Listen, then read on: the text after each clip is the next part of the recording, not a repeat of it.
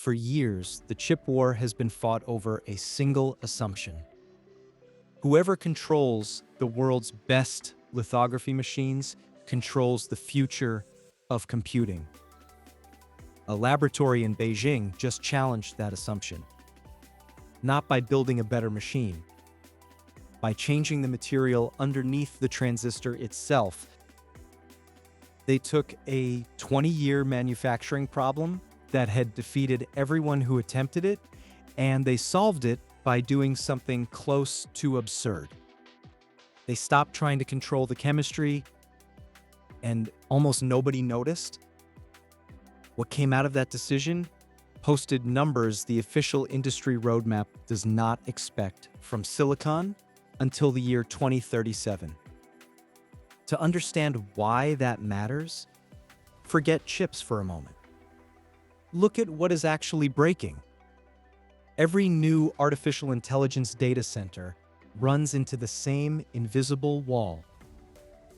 Not a shortage of chips. Not a shortage of engineers. A shortage of electricity. Companies now site these buildings around where power can physically be delivered. And the deepest source of that demand is not exotic. It is the voltage required to flip a single transistor from off to on. Hundreds of billions of times per second, across billions of transistors at once. There is a hard floor on that voltage. It is set by thermodynamics, not engineering. At room temperature, it sits at roughly 60 millivolts for every 10-fold change in current. No conventional transistor beats it. Silicon in production sits meaningfully above it. And every millivolt above that floor becomes heat, which becomes a cooling system, which becomes a power bill, which eventually decides which country a data center gets built in. So the industry has a wish. A channel material that switches closer to the floor than silicon can manage. That wish has a name: indium selenide. Researchers nicknamed it the golden semiconductor, long before anyone could make a usable piece of it. If silicon is the aluminum of the early space age, this is closer to carbon fiber. Same job. Fundamentally better material. And for 20 years, completely impossible to manufacture. Here is why. Indium selenide is built from two elements that refuse to cooperate. Indium and selenium have wildly different vapor pressures, and together they can form several competing stable compounds. So the moment you heat the mixture, selenium boils off faster than indium.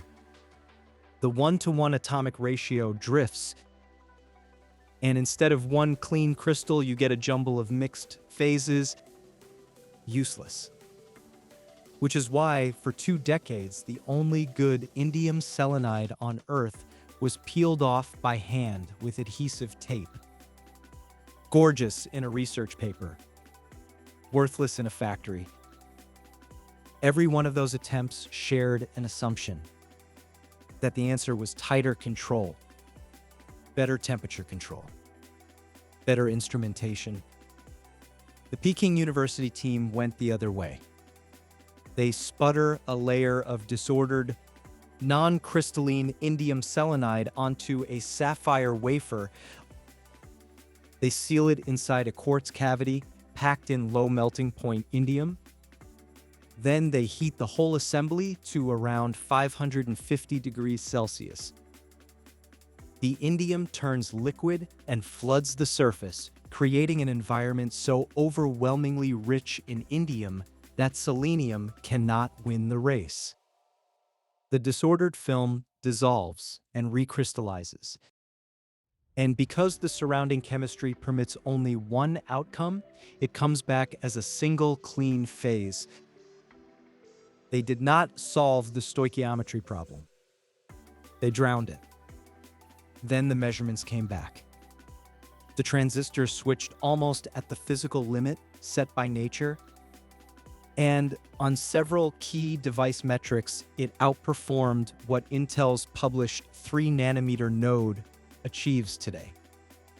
Sit with the first one because it is the whole story. Remember that thermodynamic floor of 60 millivolts?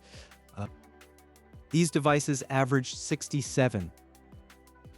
7 millivolts off a limit set by the universe in a material grown inside a sealed tube. That gap is not an academic curiosity. It is the difference between a data center you can cool and one you cannot. The supporting numbers hold: average electron mobility of 287 centimeters squared per volt second, the highest reported for any film of this class. And at gate lengths under 10 nanometers, an energy delay product better than the industry roadmap's targets for 2037. A research wafer today beating what the roadmap expects from silicon 11 years from now. Now I need to correct something you will see repeated everywhere about this story. You will read that materials like this are China's escape hatch from lithography, that if you change the material, you no longer need the machines you are banned from buying. That is wrong. And the truth is more interesting than the myth. You still have to pattern these transistors. You still need deep ultraviolet or extreme ultraviolet light to print them. This frees nobody from the lithography choke point. What it changes is the exchange rate. Think of lithography as the resolution of your printer, and the channel material as the paper. Better paper does not upgrade your printer. But every line your printer can already draw now carries more performance. A fab limited to older tools, grinding through multiple patterning passes to reach a given dimension, extracts more from every dimension it can actually reach. That is not an exit from the trap. It is a way to make the trap cost less. And over a decade at national scale, that difference compounds into something uncomfortably close to the same result. There is a second layer nobody covers at all. Silicon is the second most abundant element in the Earth's crust. Indium is not. Indium is a byproduct of zinc refining, produced in modest quantities by a small handful of countries, and China is the world's largest producer and refiner of it. Selenium follows the same pattern as a byproduct of copper. So a post-silicon transition built on this material does not merely change the technology, it relocates the choke point entirely toward elements where the leverage already sits elsewhere.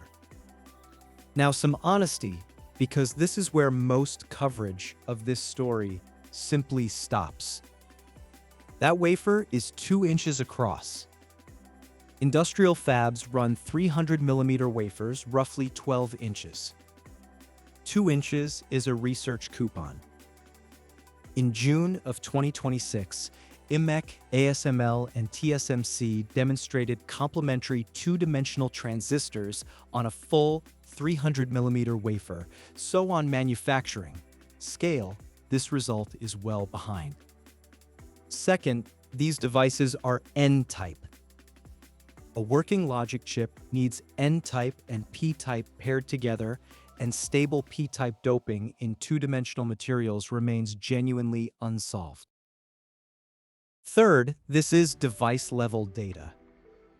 No circuits, no yields, no reliability testing, no thermal cycling, and heat removal through the atomically thin gaps in these materials is a known hard problem, not a solved advantage.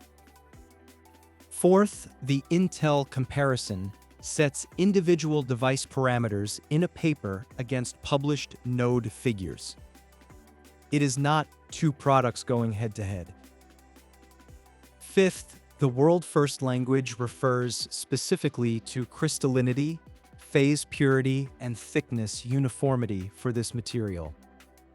Other groups, including at the University of Pennsylvania, had already grown indium selenide at wafer scale by different methods. And sixth, this paper published in July of 2025. So this is not breaking news. It is the breakthrough everyone ignored, which is a different and in some ways more damning thing. So here is what nobody noticed. Tactically, a 20-year manufacturing barrier fell to a sealed tube and a puddle of molten indium. And that method may generalize to an entire family of unstable compounds, not just this one. Strategically, we have been fighting a machine war. Police the tools, control the future. That architecture has no mechanism whatsoever for denying access to a better material, because a material is a paper, and papers travel. The next phase is a material war, where the advantage belongs to whoever masters the elements themselves. And existentially, this whole conflict is being fought over who can print the smallest line. That fight assumes silicon underneath. If the material underneath changes, the scoreboard everyone is reading changes with it. 30 years of policy assumed the scarce thing was the machine. The next 30 may discover the scarce thing is the periodic table. And the people still counting nanometers will be the last ones to find out. If this story gave you a new way to see the race past silicon, subscribe now. Because we track the moves that don't make the headlines. The shifts that rewrite global power before the mainstream catches on.